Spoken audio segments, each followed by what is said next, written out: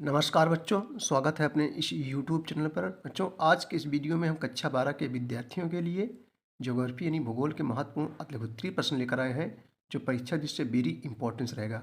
और देखो दोस्तों, ये परीक्षाओं में पूछे गए हैं, हर वर्ष परीक्षाओं में पूछे जाते हैं। तो आइए तिलक देखते हैं ज्योग्राफी का। पहला क्वेश्चन है कि बच्चों, गैरसैंण नगर क्या होते हैं, इन उनका क्या प्रकार होता है, यानी इनका कार्य क्या होता है।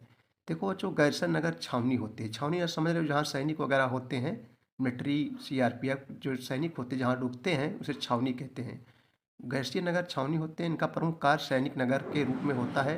अम्बाला तथा उधमपुर गैरसैंण नगर हैं। अगला क्वेश्चन बच्चों, ये भी देखो इंपॉर्टेंस, कई बार परीक्षाओं में पूछा जा रहा है। पल्ली बस्ती को परिभाषित कीजिए। पल्ली बस्ती किसे कहते हैं, आइए उत्तर देखते हैं। जाति प्रथा के बिलगाव के कारण बनी गुच्छित बस्तियां पृथक पृथक यानी अलग अलग होकर पुरवा बन जाती हैं। इसे गांव में कहते हैं ना, पुरवा है, वो पुरवा है, पुरवा बन जाती हैं। इन्हें पन्ना, पाढ़ा, पल्ली, नगला या ढाढ़ी भी कहा जाता है। गुच्छित बस्तियों को परिभाषित कीजिए। देखो इंपॉर्टेंस क्वेश्चन है, कई वर्षों परीक्षाओं में पूछा जा रहा है। गुच्छित बस्तियों को परिभाषित कीजिए। जिन बस्तियों में सांहत खंड पाए जाते हैं उन्हें जो है केंद्रीय ग्रामीण बस्तियां कहते हैं। इनका आकार रैखिक एल आकृति के अथवा आकृति विहीन होता है। समझ बच्चों, यानी इसमें खंड पाए जाते हैं। अधिवास के दो प्रमुख प्रकारों का उल्लेख कीजिए। अधिवास के दो प्रमुख प्रकारों का उल्लेख कीजिए। तो अधिवास के दो प्रमुख प्रकार हैं। नंबर 1 नगरीय अधिवास, नंबर 2 ग्रामीण। यानी ये नगरीय बस्ती, ग्रामीण बस्ती। जो गांव में रहते हैं गांव ग्रामीण बोलते हैं, जो नगरों में शहरों में रहते हैं उसे नगरीय बोला जाता है। भारत के एक औद्योगिक तथा एक प्रशासनिक नगर का नाम लिखिए। औद्योगिक बच्चों, जहाँ उद्योग धंधे होते हैं, आप लोग समझ गए होंगे। प्रशासनिक नगर, जहाँ प्रशासनिक कार्य होता है उसे प्रशासनिक नगर कहते हैं। समझ रहे भैया। तो कौन कौन से भारत के एक औद्योगिक तथा एक प्रशासनिक नगर नंबर का है। औद्योगिक नगर एक है जमशेदपुर, जहाँ उद्योग धंधे हैं। प्रशासनिक नगर जैसे चंडीगढ़ है। हरियाणा की राजधानी चंडीगढ़, पंजाब की राजधानी भी चंडीगढ़ है। दो राज्यों की राजधानी चंडीगढ़ है। देखो ये भी कई परीक्षाओं में पूछा गया है। संघात बस्ती को परिभाषित कीजिए। देखो संघात बस्तियाँ वे होती हैं जिनमें मकान एक दूसरे के समीप बनाए जाते हैं। समझ बच्चों, मकान मतलब करीब करीब में बनाए जाते हैं, निकट निकट।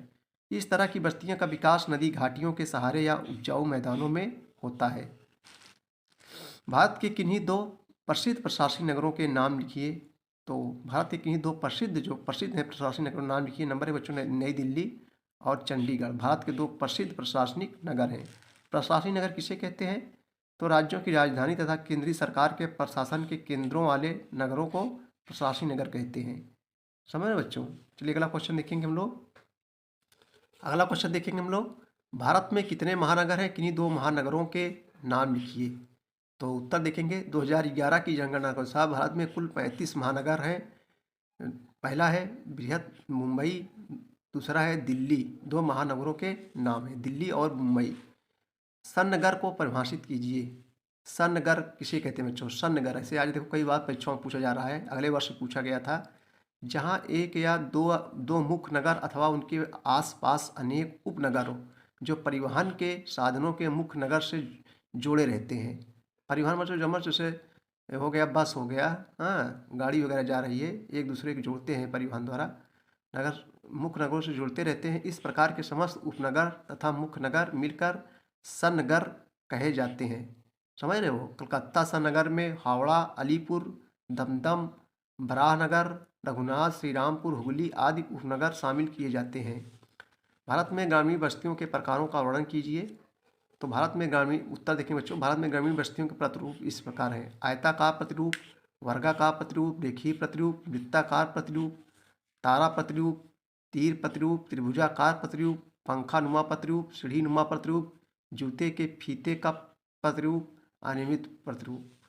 अगला क्वेश्चन देखेंगे, ये भी इम्पोर्टेंस है। उत्तर प्रदेश की ग्रामीण बस्तियों के प्रकार का वर्णन कीजिए। तो उत्तर प्रदेश की ग्रामीण बस्तियों के प्रकार इस प्रकार है, निम्न प्रकार है। नंबर 1 संघा न्यायिक बस्तियाँ। नंबर 2 बिखरी हुई बस्तियाँ या परकीणा एकाकी टूटी बस्तियाँ। नंबर 2 है सांहत बस्तियाँ।